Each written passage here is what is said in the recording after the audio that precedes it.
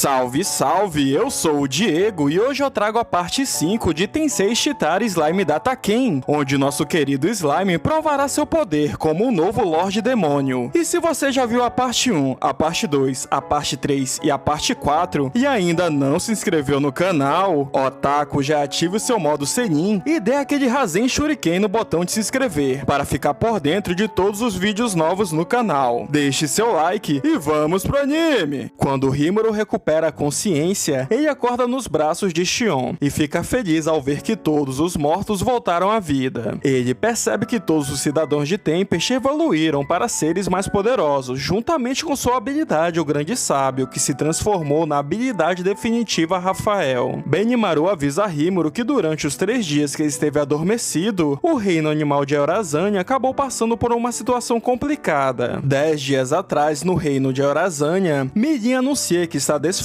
todos os acordos de cooperação entre ela e Carrion e declara guerra contra o mestre das bestas. Carrion está ciente que Mirin é uma lendária Lorde Demônio e fica animado ao saber que enfrentará alguém mais forte como ela. Ele ordena Albis e os outros para evacuarem a cidade e procurarem abrigo em Tempest. Na sala de reunião, Albis explica a Rimuru que durante os 3 dias que ele esteve adormecido, o Lorde Demônio Carrion lutou contra Mirin. Mesmo que ele tenha usado todo o seu poder para tentar derrotá-la, Mirin demonstrou ser bastante poderosa e dizimou todo o reino de Eorazania com uma rajada imensa de energia. E antes que Carrion pudesse fazer alguma coisa, a Lorde Demônio Frey o agarrou pelas costas e cortou sua garganta, o matando. Mas os cidadãos de Eorazania foram todos trazidos em segurança para Tempest. Fóbio diz que após a luta, Frey e Mirin foram vistas voando de volta para os domínios de Clayman. E Rimuru chega à conclusão que Clayman está por trás de tudo isso, e que no pior dos casos, ele terá que enfrentar 3 Lordes Demônios. Após a reunião, Rimuru está pensativo sobre tudo o que está acontecendo. De repente, Preto aparece e se curva pedindo para Rimuru o aceitar como seu novo subordinado. Ele percebe que Preto está acima de um demônio superior e concorda em aceitá-lo. Preto fica bastante alegre ao ouvir isso. Então Rimuru decide chamá-lo de Diablo. Nesse momento, uma grande parte das magículas de Rimuru começam a envolvê-lo. Após Diablo evoluir, Rimuru percebe que ele ficou incrivelmente poderoso. Diablo pergunta a ele o porquê está tão pensativo, e Rimuru diz que há muitos problemas para resolver, como o caso do Clayman, os prisioneiros de Falmond e principalmente a Igreja Sagrada, que veem os monstros como inimigos. Rafael avisa a Rimuru que a igreja não será mais um problema, uma vez que a análise do aprisionamento infinito que prende Veldora está prestes a ser concluída, e com Veldora livre, ele será capaz de conter as províncias ocidentais. Rimuru tem uma ideia e ordena a Zoe para recolher informações sobre Clayman. Em seguida, ele se despede de Hanga e Diablo e se teletransporta para a caverna de Veldora. Ele pede a Rafael para criar uma cópia de si mesmo, e Rimuru percebe que seu corpo amadureceu mais. Invocando a alma de Veldora, Rimuru a coloca em sua réplica. Ela começa a tomar a forma de um homem loiro que declara seu dragão do vendaval, Veldora Tempest. Rimuru finalmente foi capaz de libertar Veldora da prisão mágica. Enquanto ele estava no estômago de Rimuru, Veldora analisou todas as suas memórias e leu todos os mangás que Rimuru já viu. Tanto ele quanto Rimuru estão felizes em finalmente se encontrarem novamente depois de um longo tempo. Além disso, Veldora ganhou uma habilidade definitiva chamada Fausto. Rafael diz a Rimuru que após ter completado a análise do aprisionamento infinito de Veldora, ele também ganhou mais 2 habilidades definitivas, chamadas Veldora e Uriel. Antes de partir em direção à cidade, Rimuru pede a Veldora para conter sua aura gigantesca, para que ele não assuste ninguém quando os dois chegarem à cidade. Então Veldora usa seus conhecimentos dos mangás para suprimir seu poder. Rimuru apresenta Veldora a todos da cidade. De repente, Treinha aparece e o reconhece imediatamente. Ela está feliz em vê-lo, já que ele as acolheu depois que ela e suas irmãs se separaram da Rainha dos Espíritos. Quando os outros percebem que o Homem Estranho é realmente o poderoso dragão, todos imediatamente se ajoelham diante dele. Veldora diz a todos que Rimuru é seu melhor amigo. Envergonhado, Rimuru explica como ele conheceu Veldora e se tornaram amigos. Celebrando a derrota de Falmond, Rimuru e as pessoas da cidade festejam bastante com muitas bebidas e comidas deliciosas. No dia dia seguinte, Rimuru anuncia que o seu novo servo, Diablo, será o segundo secretário, e diz a Xion para ensiná-lo a fazer seu trabalho. Ele também promove Gabiru como encarregado do Departamento de Pesquisa e Desenvolvimento. Rimuru diz para Yumi e os 3 guerreiros bestiais que ele se tornou um Lorde Demônio e que agora ele quer declarar isso ao mundo. Ele anuncia que irá à guerra contra Clayman, que está por trás de todas as tragédias recentes em Tempest.